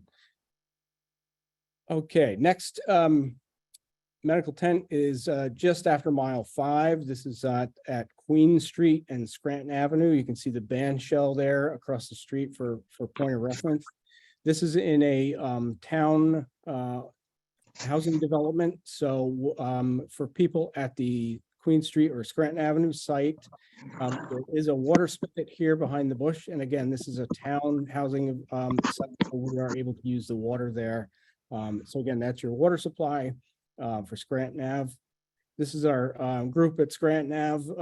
The lady in the back there with the teal colored hat is Lynn Landry. She will be the team captain again this year at Scranton. Again, you will have tubs there for cold water immersion if needed. Coming up around the harbor, past the 6 Mile Point and up the hill is the Mariners Point Resort location or the Tower House Road location. And this is our site there. This is the tent at Mariners Point. It's the white structure, not the brown one. So that's the tent that sits up the hill at Mariners. This is the crew at Mariners last year. Again, you know, we have a bigger crew up here because this can be a busy area depending on the weather. This is from the previous year. I just want to point out that this is Regina Reed. Regina has been with the race for 36 years. And she is retiring this year, and we will miss her greatly, but she's keeping it in the family and passing on the leadership up at Mariners to Colleen, her sister, and Adam next to her is her husband. So Colleen and Adam will be, I guess, co-directors at the Mariners Point site. So again, we're going to miss Regina, but and certainly thank you for 36 years of service. At the Mariners Point site, we have the sheriff's S39 vehicle. This is a telecommunications vehicle that will be staffed by fire, police, and ham radio operators. All emergency calls that day will be routed through this communications vehicle so that we know if there's runners down on the course, we know where they are and how to get them and where to bring them to care. So this is very important to have so that we have communications and we are aware of all EMS calls coming in. Ham operators, again, we have the amateur radio operators who are very helpful as a secondary communication system. They're at all sites and the hospital and the family relations area and keep track of where all the runners are. And we certainly appreciate their help. Probably the most famous face you'll see up at Mariners Point other than Regina is Alden. Alden has been with the race since the beginning. Alden has volunteered for every race since the beginning, and he continues to join us and be a part of the he heads up the mobile medical team, and you know, Alden is a staple there. I do have a picture of Alden from the very first race that he volunteered at, and you can see him on the bike there. That's Alden. So Alden, thank you. And, you know, for folks that are up there, you'll appreciate Alden's help up there. Finally, coming down and crossing the finish line, we have the finish line medical tent. That's the long white structure there, almost in the center of the picture is the finish line medical tent. Here is the tent going up and finished. So we do have treatment areas cordoned off in the tent. If you are in the finish line tent, when you arrive, you'll probably be assigned to a section, and it helps us to know where people are and where patients are going, et cetera. It'll look something like this. Again, our schematic will look something like this. Chris will have you all, assigned to different sections. And again, it helps us to know where people are and where care is being delivered. This is Chris. This is Chris Troyanos. If you obviously many of you or hopefully all of you may know Chris. On the left there, he's taking pictures with the mayor of Boston. On the right, he's enjoying a blow pop last year at the race. But I can tell you that all kidding aside, Chris is probably the hardest working guy I have ever met. And I certainly couldn't do any of this without him, and we couldn't at the race do it without him. And I really appreciate working with him as a colleague and his friendship over the years. And I think really, hats off to him and his team for pulling this whole thing off. Familiar faces at the finish line. Again, on the right, Dr. Crago, one of the original medical directors. He may or may not show. He just, he comes on his bike if he feels up to it. And on the left is Ginny Broder. Ginny has been our nursing lead at the finish line medical tent for many years, and we appreciate Ginny's help again this year. Doug Casa is the CEO of the Corey Stringer Institute. Doug will be at the finish line medical tent as well as he has been for the past several years. Doug, again, is the author of this article, Cold Water Immersion, the Gold Standard for Exertional Heat Stroke. And it's certainly part of the reason we use cold water immersion at the Falmouth Road Race because of this. Again, he is the CEO of KSI, and this is our group from KSI last year. We have a large contingent coming this year as well. One of the things that KSI does is perform research at the Falmouth Road Race, and this year we have about 5 different studies going on, just to let you know. So we're going to be studying some of the effects of heat stroke and how we treat heat stroke and stuff like that. I do want to bring one study to your attention, because if you are in the finish line tent, you're going to see something that probably looks a little strange. This is what is defined as, or the medical term is, the impervious shroud, but certainly better known as a body bag. You can see on the right there, it's just a zipped up vinyl bag, and it opens like this, and it is, of course, waterproof and can hold fluid, certainly. So what we are going to use this for this year is something we're going to call impervious shroud assisted cooling, or ISAC. So this is going to be ISAC cooling. What we're going to do is we have volunteers who have volunteered before the race, that after the race, they're going to meet us in the tent, and they are going to jump into these bags willingly and be cooled in ice water. And we are going to measure cooling rates. So the only reason I mention this is that the people that are in these ISACs are volunteers. They are not patients with actual heat stroke. The patients with heat stroke will be treated in the same way that they always are, in the cold water immersion tubs. But you may see this going on, and I just wanted to explain what the reasoning is there. So we're looking at cooling rates in these bags because these bags can be used by EMS, or people who don't have access to tubs, or people who are working remotely, and it's certainly a lot easier method. So we're going to be testing that. This is a picture of an actual ISAC being used in the hospital ER. I was working the other day. We had a patient with heat stroke, and we used this method to cool somebody. And it's been written up as well. This is a case report that was published in 2019. This was a case in California. So again, we know that this is happening in ERs and hopefully with EMS, and we just want to now have a sort of a published document that documents the cooling rate. This is our finish line crew. We have a special crew that is going to be working on the finish line. They are headed by the fabulous Phil Moda. Phil and his team have been doing this, of course, for years as well. So the people on the finish line are, probably the busiest, where they're collecting the folks who have collapsed after they finish. So this is a, special team that picks up the folks there. We have wheelchairs, stretchers, we have gaiters, whatever it takes to get them to the medical treatment areas.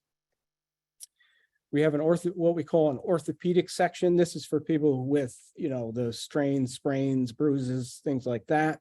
We have physical therapists, we have orthopedic surgeons, we have chiropractors, and they can assist with, musculoskeletal injuries.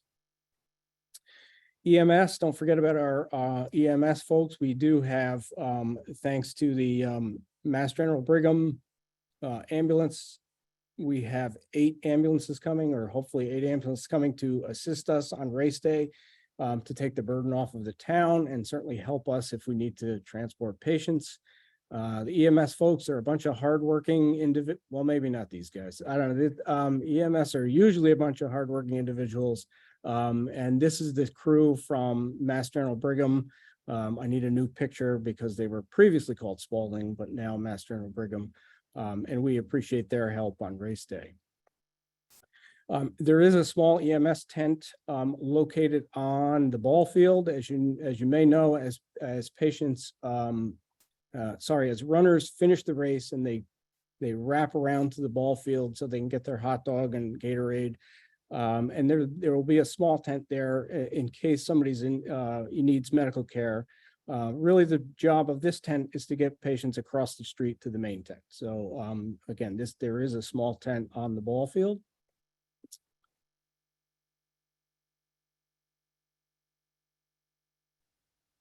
What's happening? I somehow can't change the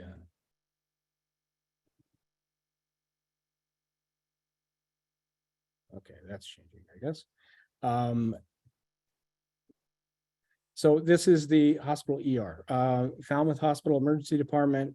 There will be 2 tubs there in case somebody bypasses the whole system downtown. So if people somehow get to the ER and are identified to have heat stroke, there will be tubs available there for cold water immersion. So the protocols are, the reason that we have protocols is so that we have a standard of care, so that all care is, standardized across the board. It is certainly in accordance with EMS and the Commonwealth treatment protocols for EMS. So we, essentially follow the protocols where we can, and pick out protocols that we think will be appropriate for a summer race. So of course we have a heat illness and heat stroke protocol. We also have an asthma, respiratory protocol, allergic reactions, because we have had people stung by bees. We have universal standard precautions. And of course, God forbid something really bad happens, we have a protocol for that as well. So just to remind you of the Falmouth Road Race protocol for heat illness, or actually any emergency for that matter, patients are entered into the tent and they're brought to a treatment area. Again, as you'll be assigned to a treatment area, and then they're triaged there, including a rectal temperature. And I think Yuri really talked about rectal temperatures and how important they are. And certainly we are going to use rectal temperatures for the assessment of patients. This is where the medical record starts. When the patient first, comes into your care. As you start to triage, you start to get the information on the medical record. We have folks at the front of the tent who are going to check people in. We have a master list of all the runners by name, by number, et cetera, so that we know who folks are if they're not able to identify themselves. We frequently talk about the 6 H's, right? 6 things that may cause somebody to collapse at the race. Certainly heat is what we talk a lot about, but it could be a heart condition, right? Could be a sudden cardiac arrest or something like that. Hyponatremia is low body sodium. This sometimes happens when patients drink a lot of water and dilute out their sodium. Fortunately, we don't see a lot of this because Falmouth is a short mileage race. You see more in marathons. Hypoglycemia, low blood sugar. We do see people who may run into trouble with low blood sugar. Hemoglobin, if they have sickle cell disease or sickle cell trait, they may run into problems with the heat. And of course, head injury, which we certainly hope doesn't happen in the race. And we're prepared for the rest, right? We prepare for the other H's, the holy crap stuff that we hopefully won't run into, but certainly prepare for. So just to talk about exertional heat illness, you know that the runners are producing heat, you know, their muscles are producing heat. And if what happens is if that heat that they're producing outpaces the body's ability to transfer it to the environment, then the temperatures rise, right? And what you have is an acute phase response similar to sepsis. For those of us in the medical field, it's an acute inflammatory response that leads to end organ damage and can cause death. So what are the heat illnesses that you may see? Well, there's heat cramps, there's heat exhaustion, and of course, heat stroke. Heat cramps is probably a misnomer, and what we've identified now is exercise-associated muscle cramps. We know that the heat really doesn't cause the cramps, but can certainly, you know, put people at risk when they are running in the heat. It's painful involuntary spasms of the large muscles, and again, these are the folks that come in, you know, with leg pain or abdominal wall pain, and you know, can sometimes easily be helped by the physical therapists, chiropractors, etc. You know, obviously rest in a cool environment, gentle static stretching. That's where our you know, PT chiropractic friends come in. They help with the cramping. Fluid and salt replacement, either orally or IV. We usually use oral. You know, people can drink, if they can drink, they can replace their fluids that way. If they do have protracted cramping or have problems, that's certainly a time when we want to measure a serum sodium, and they may end up going up to the ED. So, you know, we pay close attention to that. Heat exhaustion is certainly the most common thing you're going to see probably on race day. It's defined as the inability to continue exercise in the heat because there's an inadequate cardiovascular compensation because of a fluid depletion problem. So, you know, the easy fix here is to get them in a cool environment, give fluids, and signs and symptoms usually go away. So again, it's usually oral fluids as opposed to IV. But again, probably the most common thing we're going to see. The symptoms are really non-specific, right? This is people who they may feel dizzy, weak, they may have some nausea, vomiting, headache, just, you know, generally don't feel well. But the important thing is that their mental status remains normal. They're able to talk, and you know, they sort of remain normal. Sweating is profuse. If you read about, you know, heat stroke and things in medical literature, they may say, oh, the skin is hot and dry, but you know, these people have been running a road race, they're going to be sweating. Which brings us to exertional heat stroke, which is a life-threatening emergency, right? This is what people will, or, you know, can die from, and certainly our most, you know, important thing to recognize. And the way that we define it in Falmouth, you know, you heard Yuri talk about different temperatures, but we define it as a temperature greater than 104 with CNS dysfunction. So some alteration in their mental status or neurologic function. These people look terrible. They may lose what we call hind limb function and usually collapse. So again, these are the folks that are going to, you know, perhaps finish the race, maybe not, but certainly, you know, collapse on the course and just look horrible. This is a study that was done back in the 70s. This was done with rats, and what they did was they heated up rats and watched, you know, what happened over time. And you can see that after about 30 minutes, survivability really drops off precipitously. So what we think is that, or what we know now, is that we have about 30 minutes to do some good in these folks. So we have, you know, we have a limited time frame to do well, and that's why we're close to where we need to be with treatment areas, because we have about 30 minutes to provide treatment for these people. And again, this goes back to, I told you about Doug Costa, this is his article. And if you look at the different modalities of cooling that they have trialed, certainly cold water immersion, ice water immersion is by far the best according to cooling rate. And certainly this is what we use at Falmouth. And this is what it kind of looks like. This is a 50-gallon Rubbermaid tub. This is a stock tub that you would use to, you know, feed your livestock, but we This is what we use at Falmouth because it's very durable. I showed you that early on picture where they used kiddie pools, and certainly you can, they would break after a few tries. So the Rubbermaid tubs work fine with ice and water. So going back to the protocol, again, the patients come in, they go to a treatment area, they're triaged with a rectal temperature. And again, anything greater than 104 with an altered CNS, altered neurologic function is defined as heat stroke. And these are the folks that are going to go into the tub. So a typical treatment area may look something like this. You have a mesh stretcher, which really helps pick people up. And then you put them right into the ice tub on the mesh stretcher, and the water comes through just fine. There are some pitchers there. You see the plastic pitchers to help stir the water because it does get a little cold. So again, back to our protocol, they're immersed in the tubs, and it may look something like this. This is what someone in a tub would look like. Again, we use the 50-gallon tub so that we have good access to the patient. We don't have to worry about them going underwater. And you can see that she's covered with towels because you want to cover as much body surface area as you can. So those are wet towels, and you can kind of rotate the towels as they warm up. But a patient may look like this. Vigorous massage is applied. You want to, circulate the water. Remember that, if somebody goes into that tub at 109 or 110, they're going to start to melt the ice. So you want to keep the water circulating. You want to keep, again, covering as much body surface area as you can. Rectal temperatures are continuously monitored. We have the good fortune of having these thermistors. Yuri showed you what the thermistors look like.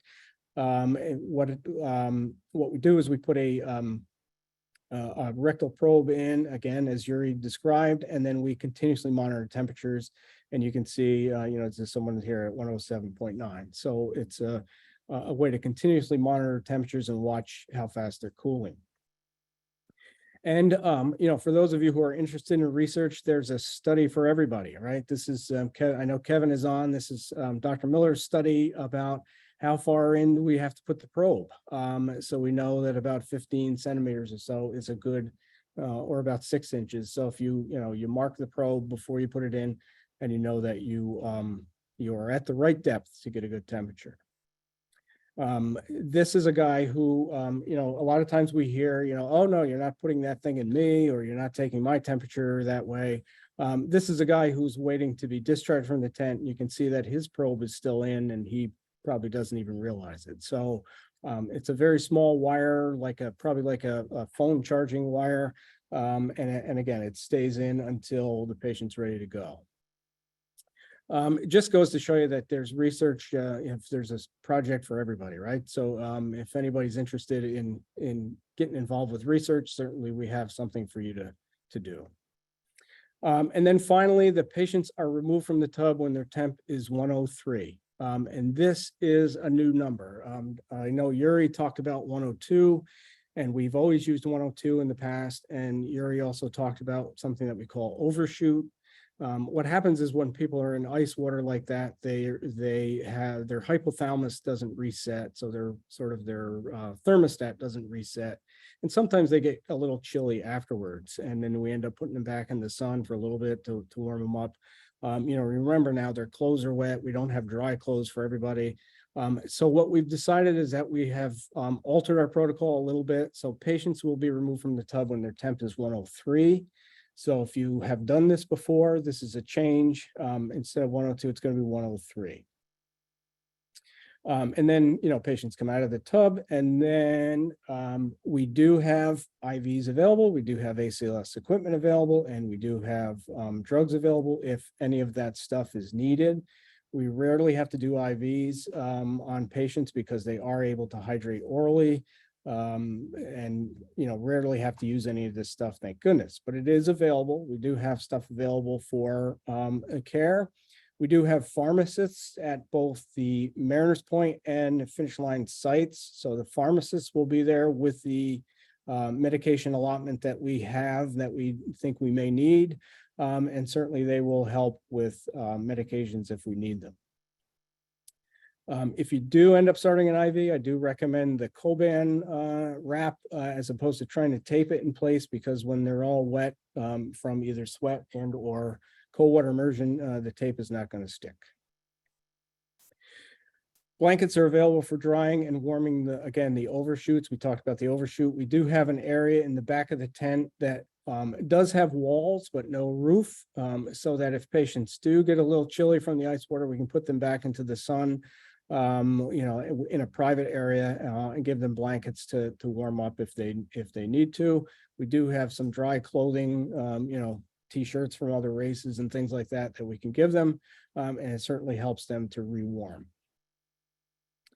And then cool patients are moved to a recovery area. We do have an area where patients can recover. There's water, there's Gatorade, there's usually some bananas and oranges and things like that, snacks, and where we can watch them and they can recover. Once we have watched them for a while and we know that they are normothermic, their temperatures have returned to normal, their vital signs have returned to normal, they're demonstrating good cognitive function. Again, they're taking oral fluids. If they have a friend or family member who will come and get them, they can be discharged from the tent. And again, I showed you the discharge instructions. They go home with instructions of things to watch out for and how to follow up, when to follow up, things like that. In the event that, they need transfer to the ED, we can certainly provide that. And that's why we have the ambulances standing by. Just over the years, we've had about 10% that need to go to the hospital. So the goal obviously is that, what we do is the cool first, transport second thing, right? The rapid cooling means better outcomes. The faster we cool them, again, within that 30 minutes, the better patients are going to do. And we're going to cool them before we even think about transporting them to the hospital. And certainly, the ability to care for patients on site helps to keep from overloading the emergency department. The ED at Falmouth Hospital is small. It's the only game in town, and we want to, certainly protect them from the onslaught of patients. So what to expect? Again, this is a 7-mile race. The winners or the lead people are going to be coming across, probably about 35 minutes or so. So the first 30 minutes or so, you're going to see the first victims. Usually, again, these are the elite runners, the condition runners. We're going to cool quickly. They don't have a heck of a lot of body fat, and they cool very quickly in the tubs if they need to. And then within 45 minutes, you may see victims arrive 1 per minute. 60 to 90 minutes in is when it starts to actually calm down a bit. And then 3 to 4 hours after, we're essentially done. So it's a few hours of good care and a heck of a lot of fun. Heat strokes by year. You can see this is by my 20-year of collecting data. You can see that, some years have been real high and some not so high. 2003 was our record year. Last year we came close because it was pretty hot and humid last year. So again, it obviously very weather dependent. Talk about that in a minute. When to expect them. This was something that Yuri had done when she was here, is looked at, when are people coming into the tent? And again, you can see the majority of the patients are coming in, just after an hour or so of running the race. So it isn't all heat. We talk a lot about the heat because, again, heat stroke can kill folks, and we certainly want to protect them from that. But it isn't all heat. The 1 year prior to my getting here, I guess it was raining, and they were actually treating patients for hypothermia as opposed to hyperthermia. Orthopedic injuries, this x-ray that you see here, this is a woman who came in after running the race who had some hip pain, and she actually had broken her hip. Asthma, again, there are people with asthma. Bee stings, I mentioned people having allergic reactions to bee stings. Of course, it is summer. Lacerations, cough due to cold, almost anything, right? We are ready for most all medical emergencies. And again, this is over the 20 years or so that you can see here, about 9%, are transported to the ED. So what that means is that a lot of patients are going home from the tent, right? So we are sending home, about 90% of people with good care and instructions. This is the morning of race day. This is last year. This is a picture from Falmouth Heights Beach. So just to remind you of what's going to happen on race day. Certainly there is a parking lot at and I know Chris sent out this information. This is the T-Ticket Elementary School. This is a place where medical volunteers can park, and then you will be bussed into the finish line area. So again, this opens at 6 a.m. The buses start running at 6 a.m. And this is a way to, secure some parking and get into the event. We ask you to be at your assigned station by 7 a.m. On race day. So however you get there or want to get there, please be there by 7 a.m. Because at about 7:15, at least in the main tent, we're going to, start our medical meeting. We're going to do a brief meeting in the morning to kind of, revamp all of this stuff and, talk about what's going to happen for the day. At that point too, we'll probably do a mock patient encounter to show what it looks like when the patient comes in and, doing triage and stuff like that. And then a little while later, we're going to ask you to, form a conga line there to get the ice out of the trucks and into the tubs. So we have to fill the tubs, put the ice in. We wait, sort of right before the race starts so that the ice is fresh, the water is fresh, and we're ready to go. And then we'll be tent ready, right? The tent will be up and running, and we will be ready for the start of the race. So what happens in the morning at 8:40 is the wheelchair division, our para athletes that we learned so much about from DJ. This is our wheelchair division, starts at 8:40. At 8:50 is the women's elite runners go off at 10 minutes to 9. And then at 9 o'clock, the men's elite go off. And shortly after that is when they start the whole pack. So then then the rest of the 10,000 folks are coming your way. So this is how the race starts. And again, this is, you may, 45 minutes to an hour in, you may start to see, one patient a minute or again, weather dependent, but certainly this could happen. I just want to point out on this slide, this is Kelsey Stringer. This is Corey Stringer's widow who assisted us in the tent. She's almost 10 years ago, 2014, I think it was, that she actually came with her son and volunteered at the tent.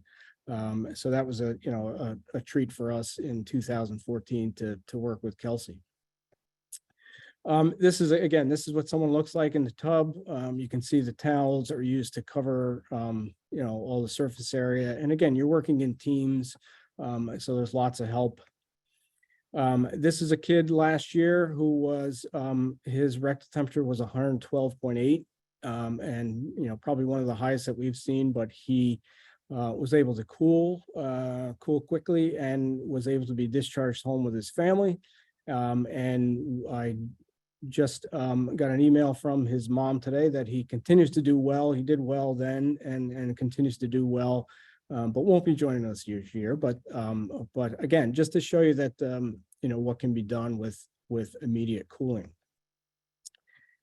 And again, it can get messy, right? So there's water and ice and sand and mud and yuck, right? So again, please stick around after for cleanup, help us out with cleanup, so we can get everything back in working order, because the beach can be messy in the summertime. Another quote: "It's tough to make predictions, especially about the future." This is Yogi Berra. So, we always ask, like, what's going to happen on race day? What's the weather going to be like on race day? And, we are paying attention to the weather. We've had a weather meeting already. We have other weather meetings, and we certainly pay attention to the weather. There's a lot of science involved, right? There is actual science involved in the weather, and what we use is, here's our friend Yuri again. We use wet bulb globe thermometry, and this is a way to get a sense of what the actual climate is on race day. And you can see this is Yuri's at the finish line, so we are monitoring temperature, humidity, thermal load from the sun. Again, this is all measured right at the finish line, so certainly in real time, in a real place, so we can gauge what's happening. We use these devices, and then we get a reading. And again, it gives us an idea of just how dangerous it is, or what kind of conditions we're dealing with. And there is some guidance regarding this with temperature ranges and stuff. So we are, very closely paying attention to the weather, very closely paying attention to the microclimate of the race and the race course, so that we make sure that our runners are safe. Because we know, whatever happens, they're coming, right? So we have 10,000 people registered this year, and 10,000 people will be running towards your medical tent. So in summary, remember the warning signals, know the warning signals of heat exhaustion, heat stroke. It can be something like, headache, dizziness, nausea, vomiting, but certainly when it's heat stroke, it affects the central nervous system as well. And there's usually some kind of neurologic abnormality. Our definition is greater than 104 degrees rectally, that's 40 C, so 104 or 40 C, and an alternate mental status. So they're just two things. If you see somebody coming, running the race or coming into your tent and they look a little goofy, it could be that they have exertional heat stroke. We know again from Doug's paper in 2007, the key to maximize the chances of surviving exertional heat stroke is rapidly decreasing the elevated core body temperature. Again, I showed you the study with rats that, we have about 30 minutes, and certainly we are positioned with our, 4 on course tents to help people with this. And the cool first, transport second mantra, right? We're going to make sure that people are cool if and when they're, have to go to the hospital, but certainly, on-site cooling is what's best to do it quickly. I talked a lot about the tub. Again, this is the 50-gallon Rubbermaid tub, and you'll become well acquainted with this, come Sunday. So another quote by Walt Disney: "Do what you do so well that they will want to see it again and bring their friends," right? So we have lots of friends coming. We have lots of friends this year coming from all over the country. Once again, Kevin Miller and his group from now Texas. We have Nosh and his group from Michigan. Rebecca Lopez from Florida, Susan Jurgen from South Carolina, Sam Scarnio Miller from West Virginia, and folks all over, right? We have friends coming from all over to join us in Falmouth because, as Yuri told you, it is it's a great experience, and certainly you want to take back to wherever you're practicing. So I want to just reach out again to thank DJ. I think that the learning about the para-athlete, it was absolutely excellent, and something that we've overlooked for a long time. I think it's important to remember, and some of the differences, body differences between able-bodied and para-athletes is really important to remember, and certainly is going to be very helpful for us. And Yuri, what can I say about Yuri? I've known Yuri now for 10 years, and, am extremely honored to have worked with her here, and certainly, so proud of what she's done, for exertional heat stroke, certainly in Japan and worldwide. So again, thank you to Yuri for your presentation and for being part of us, for being part of our Falmouth family. So I am finished. So we will see if I'll look in the chat, see if there are any questions. Chris, are you still on? I don't know if there's anything you wanted to add. John, again, great overview. As you kind of indicated earlier, there are so many facets to organizing this, and obviously it starts with all the people that are volunteering. So, thank you for that overview, and we are open for questions, so please feel free. I see in the chat there's a question: will there be coffee? Yes, there will be coffee. There will be. Hold on, let me watch this. It's not projecting well. Cape Cod coffee. I happen to have had a cup here. That's a little sponsorship plug there for Cape Cod coffee. There will be Cape Cod coffee available in the morning. Will a bus bring volunteers back to the elementary school? Yes, if you come on the bus from the elementary school, the buses will be bringing you back to your cars after the event. Do we pick up our shirts at the medical tent that morning? Yes, Chris will have your shirts and credentials for you at your site. When, how will we find out where we are stationed? I believe you should have received an email about that. If you are at a place, if you're like at the finish line medical tent and you don't know which actual station you'll be at, you'll find that out on race morning, but certainly Chris has sent out emails to direct you to your site. Let's see, what time should we expect to be back at the elementary school? I guess it depends on the day, you know, the weather that day, whether we're real busy or not busy. And, you know, after it's all over, the buses will come back to the Falmouth Heights and then bring you back to the school. I can't give you an exact time because it's going to be very dependent on what happens that day. Do Mariners tent go to the fire station at 6 a.m. as past years or 6:30? I believe. No, John, they go right to their tent. There's plenty of parking on that field. Yeah, so the Mariners tent folks go right to the tent, as Chris said, and you can park on the big field that I showed you. Mobile medical folks, if you're working up in the area of Mariners, you're going to report to the fire station and then they bus you to your area.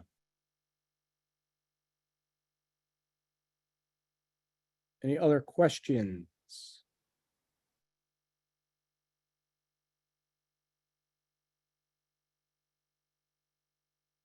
John, again, thank you so much for that presentation. And then probably just to wrap it up, and I'm sure there'll be questions as you think about it over the next day or so, but understand that both John and I are going to be in Falmouth. So John's there now. I'll be there tomorrow morning. So emails will be difficult to respond to. So it might be best to either text or call me if you have any last minute questions or plans have changed or anything like that, because obviously you should all know your assignments for the general part of things. But again, if anything comes up, don't hesitate to text or call. Yeah, like Chris said, I'm here now. He will be here tomorrow. We're both going to be around at the expo too. If you know, should you need anything, you can certainly look us up here. And again, if you haven't received your assignment, I've already said this on the chat, email me separately tonight. But Kathy, I noticed that you just asked that question. So send me an email. My email's in the chat, and I will take a look and let you know.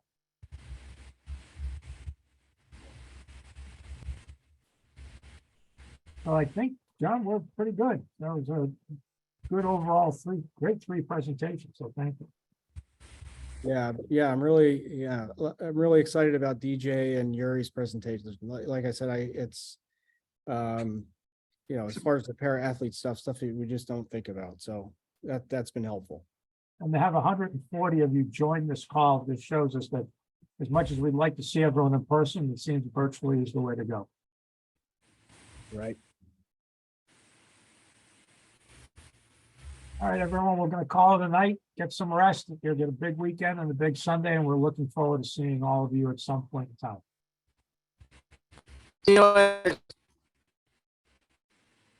Bye, everybody.